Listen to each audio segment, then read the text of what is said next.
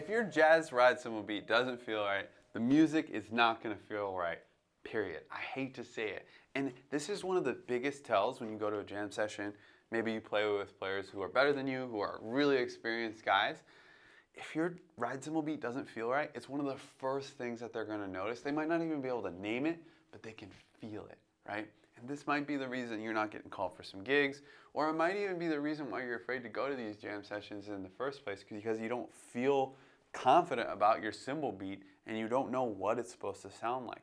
So what we're going to talk about today is the jazz ride cymbal beats and variations that real pro drummers use, and honestly, like the common traps and kind of temptations that everybody falls into at the beginning, and what stage you need to introduce different ride cymbal beats into your playing. So the first ride cymbal variation that people will use a lot is varying the ride cymbal constantly, right? So instead of playing a repeated pattern, changing it up, right?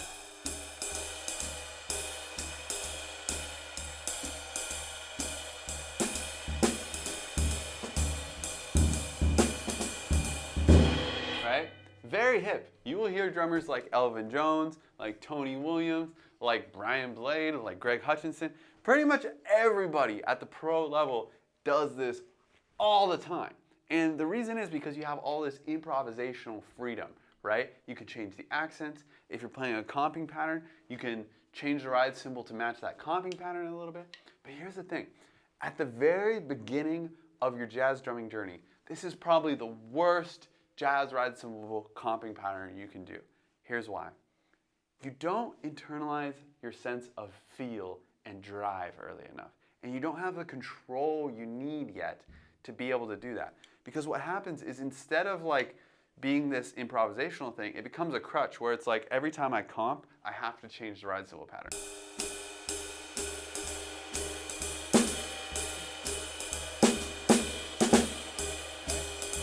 Where there's no consistent drive. You're just doing it because you don't have the coordination built up. And the other thing is, at the beginning, it can start to feel kind of sluggish and like there's no forward momentum, right? Like I'll try to imitate it. I've worked on this a lot, so it's a bit hard for me to like go to, but I'll try to imitate what it feels like when it's not going right. It kind of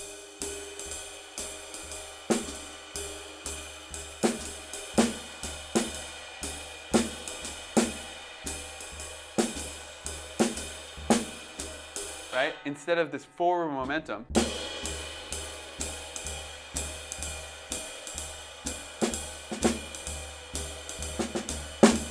That makes people want to shake their booties, you know? That's what you want your ride cymbal to feel like. Now, eventually, you will vary the ride cymbal like that.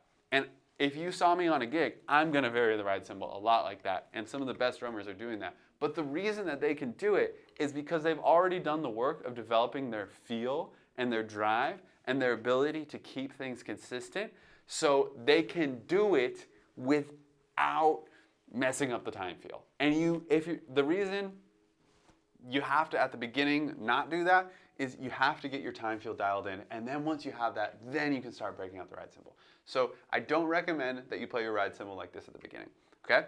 One of the other common ways that people will play is by accenting the skip beats, okay? So there's this kind of skip beat, right?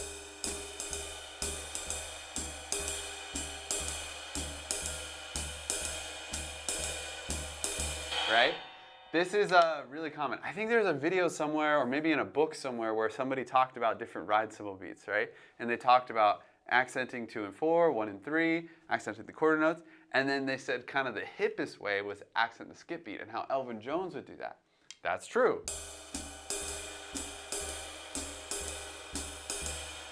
Elvin Jones did do that, right? He accented all kinds of skip beats. But the thing is, at the very beginning, when you do this, usually you're not doing it on purpose. Usually you're doing it just because that's the muscle memory that makes sense. Like when you're playing a double, it makes sense to accent it a little bit, right? Or it's when you're comping. And the thing is, that is hard to feel the drive in, right? It's on, right? That's very advanced, rather than a more quarter note based ride cymbal. ding, ding, ding. Like think of a bass player if they were just going the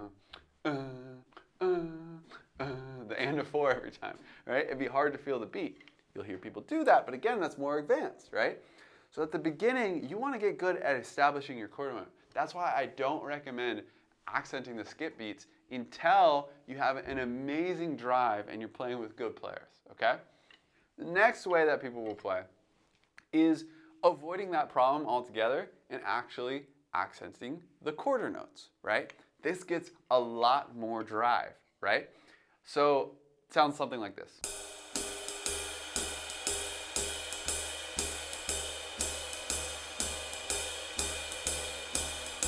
Right?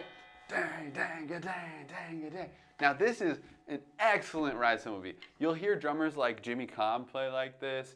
You'll hear Greg Hutchinson do this sort of thing, among other things.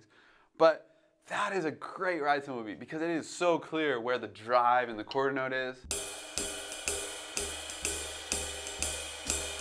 Right? Man, it sounds so great. You can really feel that, and locking up with the bass is gonna feel so good. So this is a great ride cymbal beat, I would say, for sort of like intermediate players, okay? Now the reason I wouldn't recommend it for complete beginners is because while the drive is awesome, the coordination of it can be a bit tricky, right? Because when we're doing this,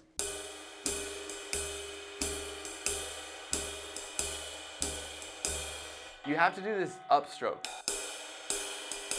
downstrokes, which makes it difficult to comp because you have to coordinate these upstrokes and downstrokes with upstrokes and downstrokes in your left hand, which if you're just beginning, can be very tricky. Now, if you're an intermediate player, you should work this out and you should figure out how to get the comping and get that feel. That's actually a really, really good thing to have.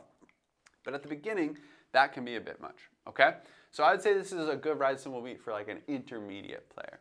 Now, I mentioned earlier, this came from Jimmy Cobb, right?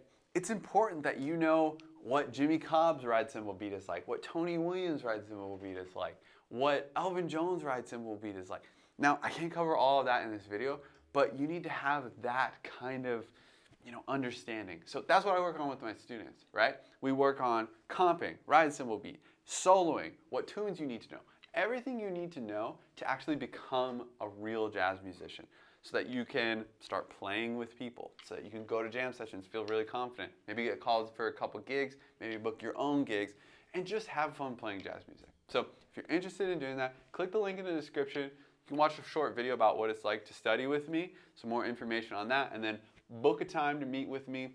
We'll talk a little bit about where you're at with your jazz playing and see if it's going to be a good fit, okay? Now, the next ride cymbal beat that a lot of jazz musicians will use is keeping all of the notes the same accent level, okay? So every note is the same volume.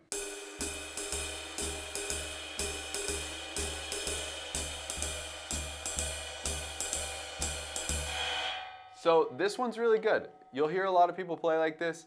I like this for more beginner players because the coordination is super, super simple, okay? It's very straightforward. You just play every single note, and you can feel a sense of drive in it. It's got enough of that just playing the ride cymbal beat that it gets that job done. Now, it's not the ultimate, in my opinion, just because it's very tempting at the very beginning to accidentally accent other notes, right? So even though your intention is to play them all even, it's very easy to fall into the trap of like,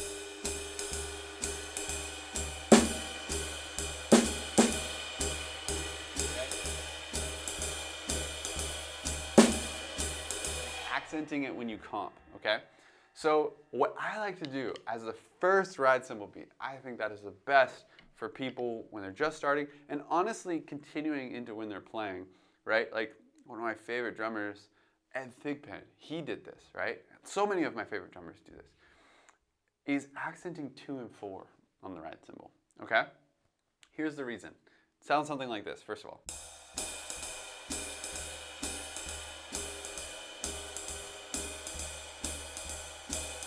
Right?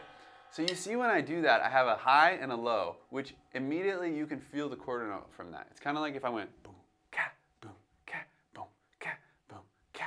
That back and forth makes it so that you can feel the quarter note, right? And that's what's happening in my ride cymbal. Doom, da, do, doom, da, do, doom, da, do, doom, da, do, doom, right?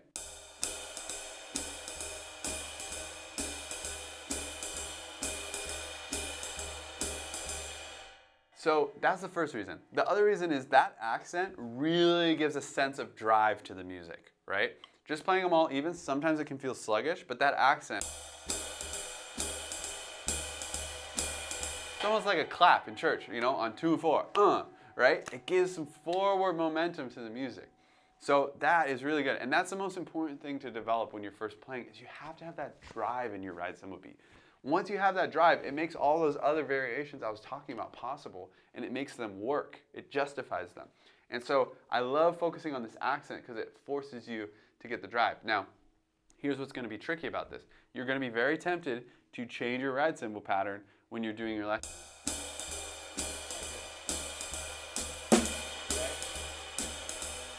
So you have to practice the coordination of keeping this low and keeping that high, and this forces that, which I like, as opposed to the all one height ride cymbal, which you can kind of accidentally slip into other things. This one, you can hear it if you slip into those things, right? So you want to get this ability.